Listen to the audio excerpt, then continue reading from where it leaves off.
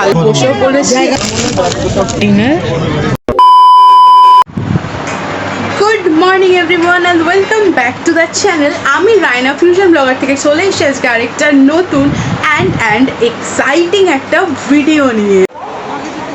এই হাওড়ার এই ফ্যানটা দেখে আমার খুব ভালো লাগছে। ওয়াও, এখন দাঁড়িয়ে আছি, ট্রেনের টাইম দেয়নি, 1:25 বাজে। আর এই হচ্ছে মা,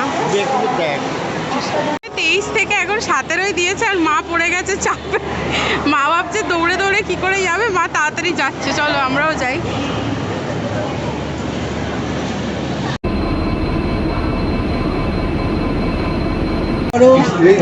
পরের ব্যাপারে থেকে না তো সিট পেয়ে গেছি, আমরা বসেও পড়েছি।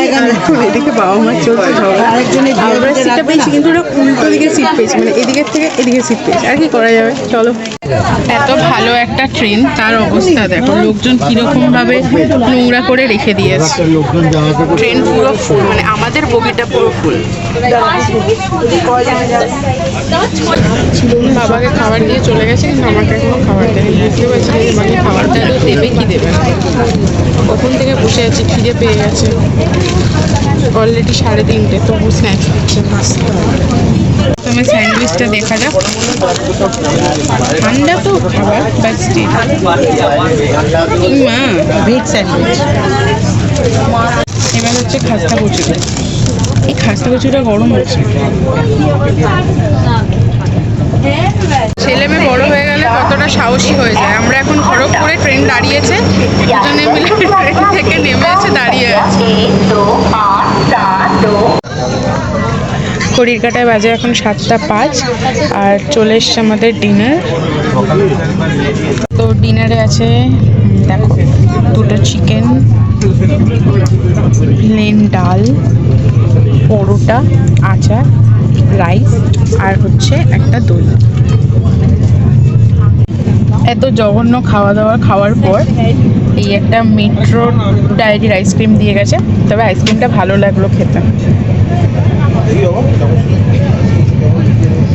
পৌঁছে তো গেছি পুরী, কিন্তু এখানে একটা খুব বড় জল্পনা চলছে। এখন আমরা প্ল্যাটফর্ম পাইনি, তাই দাঁড়িয়ে রয়েছি।